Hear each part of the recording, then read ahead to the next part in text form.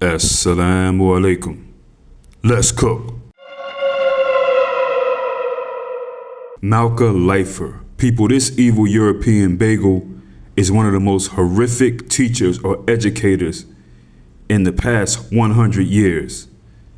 Now, this lady, she's from Israel, but she did most of her evil work in Australia.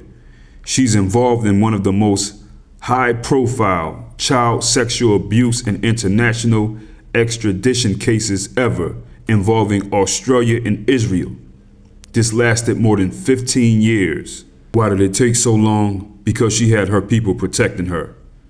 Now this Malka Leifer monster, she was born in Israel. She comes from an Orthodox Jewish background. She married a rabbi, and then she later moved to Australia. Now, when she was in Australia, she became the principal of a girls' school called Adas Israel School in Melbourne around 2003. Now, in this principal position, of course, she can do whatever she wants. She had authority over everything. Students, staff, people trusted her. But like a Satanist that she is, she prioritized chasing her desires. So between the years of 2003 and 2008, it is a fact that she sexually abused multiple teenage girls under her supervision. There were some former students who came forward with all kinds of evidence. What she was doing, she isolated students from other students. She built close emotional relationships with these girls before abusing them. She used her authority as a principal to gain access to these victims. And she abused some of these girls repeatedly over and over for years. Now there are three sisters who you see in pictures in this video: Dassy Ehrlich, Nicole Meyer, and Ellie Sapper.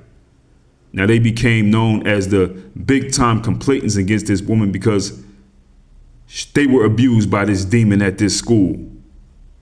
Now in the year of 2008, after these students spoke out about this abuse, the school learned about it, and when she got whiff of this, when this Malka thing right here, when she knew, boom, she got on the plane and headed for Israel quick.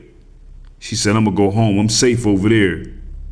They said that she knew about it, and she figured, let me hurry up and get out of here before the police get me. Now, the police in Israel, the police department, in Australia, called the Victoria Police, they're the ones investigating this. This is the police department from the area of the school that she did this in. They investigated it. They talked to people. They issued an arrest warrant. She's gone, though. She's in Israel, laying up, okay? Australia requested for her to come back in 2014. They filed dozens of criminal complaints. They said this lady's got to come back and face these charges for what she did to these kids, okay? But Israel wasn't having it. We're talking about a long legal battle. She was eventually arrested in Israel, but her lawyers argued that she was mentally unfit to participate in any extradition proceedings. They said, no, this lady, she's a nut. Her people are trying to protect her. So they delayed these hearings time after time again, more than 70 times, okay? That's what you see her right here trying to look like a nut. I mean, she is a nut, but she's trying to look like one, trying to look more of what she really is, I would guess. You know what I'm saying? A deep, dark, gloomy Satanist. Now, one of the big turning points in this case came when they started to surveil her. They said, we're going to catch this lady. She's trying to say she's a nutcase. She's crazy. Let's watch. And they seen Malka Leifer out doing ordinary things, going to the supermarket, daily activities. She claimed that she was too mentally ill to go to court, but they're like, hold up, we got you on video just going about your life. So after that, they said, okay, we're going to renew these psychiatric evaluations. We don't think that she's a nut. So when they bring her back in the Israeli courts, they said, okay, she's fit to proceed. Okay, this whole mental health thing is not true. We can't hold her anymore. We can't stop this extradition. She has to go back. So, boom, she has to go back to Australia. She had a lot of powerful people protecting her, though. I mean, she had Israeli health ministers and everything. And of course, you know, these were people who was into what she was into. But I guess the pressure that was being applied made some of these people fall back. There's a guy named Minister Yaakov Litzman. He actually got in trouble. He's the health minister. He was trying to protect her for a while, and he actually faced some charges for doing that. So she goes to Australia. Okay, January 2021. She's in jail, awaiting trial. Trial begins 2023. She's facing 70 criminal charges. You know, all the nasty stuff, the R word, indecent assault, you know, penetration, all this other stuff.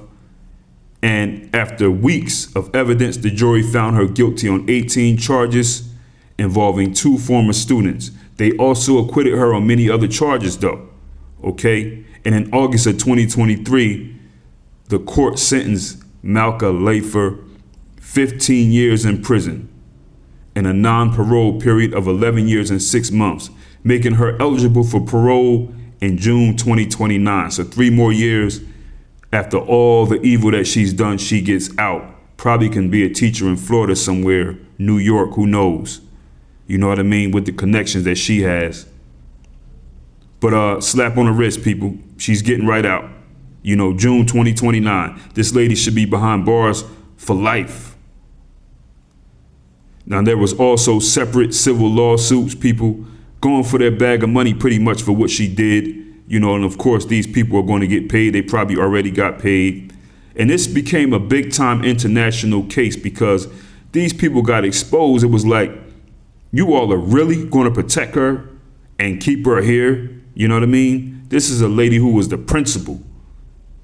And we have a whole country, powerful people over there with the blue and whites who are trying to keep her from going back and facing the charges. And then she gets a slap on her wrist. She gets out in a few years. But we know why. You know what I mean? If you notice, people, in America, a lot of these bagels who've been accused, doing stuff to small people, getting out, they're letting them go right back over their home, right over there where they're from. You know what I mean? Where she comes from.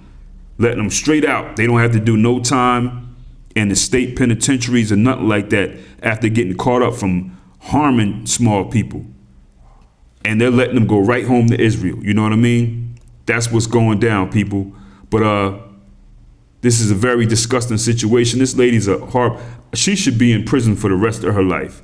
But we know if those girls who came forward with they from her community, her religion, you know, background. If they were anything other than that, she wouldn't be facing no time at all. Them people must have had a little bit of power in Australia to be like, listen, man, come on.